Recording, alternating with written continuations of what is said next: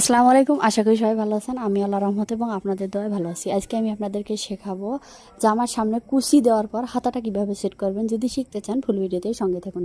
শুরুতে আমি এখানে হাতাটাকে কিভাবে লাগাবো সেটা দেখাচ্ছি। আমি শুরু থেকে দেখাচ্ছি। মাঝ বরাবর আমি হাতাটা লাগাই, আপনারা আগে জানেন।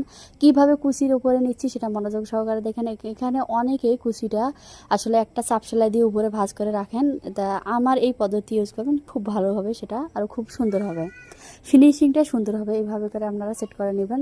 এই যে দেখেন কেমন হয়ে গেল। ওদিকে সেলাইটা আমি দেখাচ্ছি না, ওটা খুবই সহজ। তারপর আবারও আমি পরের হাতার জন্য আমি কিভাবে নিচ্ছি সেটা দেখেন। এই দেখি কীভাবে কুচিগুলো আমি ভিতরে ঢুকিয়ে দিয়ে কিভাবে করে সেলাই করতেছি, মনোযোগ সহকারে দেখেন। দেখলে বুঝবেন। অবশ্যই ডাবল সেলাই দেবেন, নতুবা খুলে যাওয়ার সম্ভাবনা থেকেই যাবে। এইভাবে করে নেবেন। অবশ্যই মাথায় রাখবেন কুচিগুলো সাইড দিয়ে আসে কিনা। এই দেখেন আমি কিভাবে করে নিলাম। এই দেখেন কতটা ফিনিশিং হলো, কত সুন্দর হলো। তো আজকের মতো ভালো থাকবেন, সুস্থ থাকবেন। আগামীকাল আবারও কোনো নতুন ভিডিও নিয়ে আপনাদের কাছে হাজির হব। আল্লাহ হাফেজ, আসসালামু আলাইকুম।